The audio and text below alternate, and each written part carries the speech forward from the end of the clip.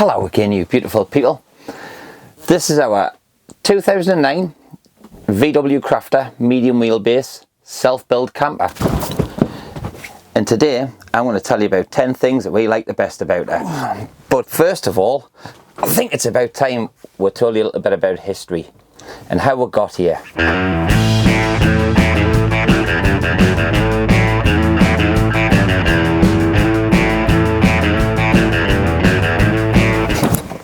So before Dignity, I used to have a 1994 T4 Transporter, but during COVID, she was stolen, leaving a van-sized hole in my heart. So what we did was, we decided to build another van, and this way Dignity was born.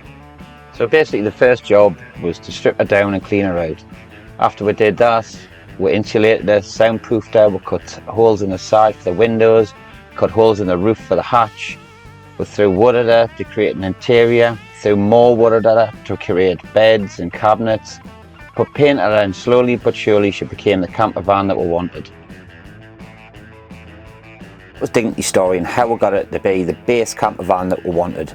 But she was going to evolve so much more from there, to the point where I can give you the top 10 things that we like the most. One of the things for me was a fixed bed. In my old Transporter I did have a rock and roll bed, but I decided I wanted more space in this build. In order to do that was a fixed bed. I'm not the tallest of people, I'm only 5'10", Liz is about 2'6", so we'll both fit widthways in this absolutely fine. But the big reason, and that was rear storage with a bike rack. Both me and Liz are avid mountain bikers, so having somewhere safe and secure to put your bikes and all your kit was a must. So the modular rails on the back of the van, the reason I wanted to put them on was I wanted a system where we could change throughout the seasons. So if we're doing big trips, we'll have the thing like the box that you've seen on the back. Also we'll have things like the fuel can that we keep on the back, the big jerry can, and also the waffle boards, we keep the recovery boards, we'll keep them on the back as well. Also just frees up a bit of space in the back.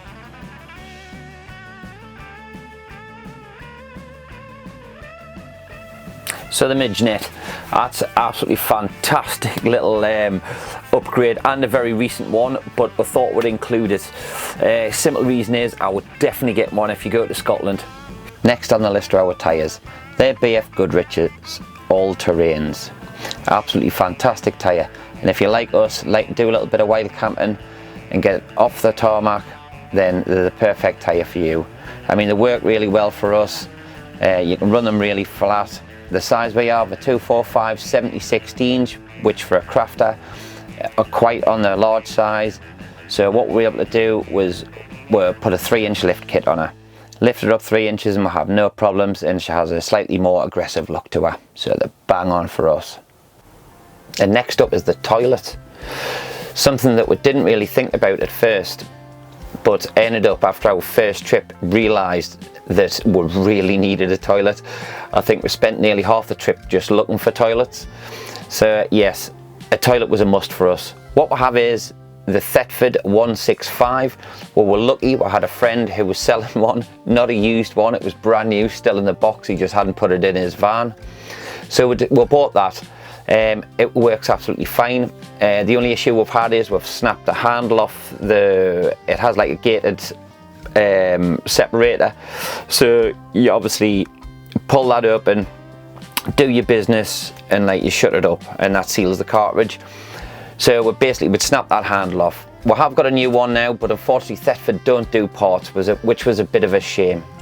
I think if we go full time, I think the thing that we'll probably go for was a composting toilet, because we have heard really good reviews about them, and I think they work really well for full-time van life. One of the big ones for me was having a van that was quiet. I'd spent a lot of time in my last van, in things like in town centres, you know, in not the quietest places, and it was just so loud. I had put some of the stick-on soundproof paneling on, but I found that just really dulling the van noise and not so much the noise that was outside. So this time around what I managed to get a hold of was some 10mm thick industrial soundproofing, which we've done every single hole, nook and cranny in every single part of the van. The van is 360 soundproofed, and the thinnest parts are really the windows. But with that, I mean, it's so much better. In the back, it's absolutely fantastic. All the doors are done, the roof's done, the floor's done, the walls are done. So there's just so much sound that's taken away. So if you ever get the option of doing that, I would really recommend doing it. And I know for a fact if I do another van, I'll use exactly the same stuff because it's really good. Next is our air circulation system. So I stumbled across this by absolute mistake. So what I'd found was that when the fridge was on, it was draining a lot of power when the van was hot, because obviously the hotter the van is, the more your fridge has to work to cool itself down. So what I installed was a thermostatic controller for a fan for when the fridge was on. And you can switch this on or off, so it's not on during the winter or anything like that. Not that it would work during the winter. Basically, what happens is when the fridge was getting to a certain temperature, or the fridge unit will get to a certain temperature, this fan will kick in and pull out the air, the standing air that's around the fridge.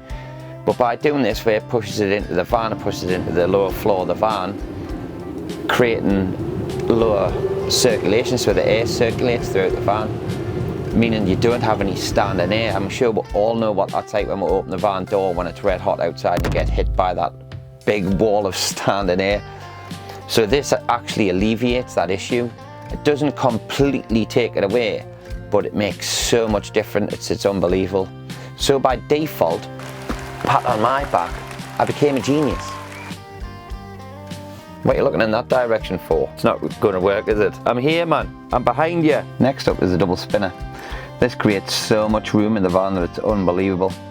It's like having another room in the van. So when you can actually have other people around. There's two seats behind you, and then there's the two seats that are here. And it's a fantastic little space. It just opens it up so much bigger in here that it's unbelievable. So there you go, guys, our top 10 van favourites, and what better way to top the list than with memories coming in at number 10. We've been lucky enough to have had 4 years of memories and adventures so far, and we've loved every one. Whether it's revisiting old favourites or exploring new places, we know we'll capture memories we'll cherish for our lifetime. For us, as we're sure you'll all agree, van life is our escape. We weren't designed to live within the expected, so knowing we have the ability to hit the road and disappear is our ultimate freedom. Someone once asked us if we made videos for the memories, and you know what? That's exactly why we do it. We love this life. Our life we want to share with you all. We know we say it all the time, but we're truly grateful to all of you. Knowing folk you've never met are enjoying what we create is a beautiful thing. Thank you. We're on a constant journey to better ourselves, our lives, our experiences, and our content. We've some exciting trips planned in the next few months. But if there's anywhere you'd recommend we visit, any content you'd like to see more of, or even just the stuff you enjoy, then please do comment below. Also, we just love chatting with you and building this little community. Don't forget to like and subscribe. We know you get asked this all the time, right? But the rumours are true. It really does cost you now, and we really do appreciate the help to grow our channel. Thanks for watching, and here's to many more memories.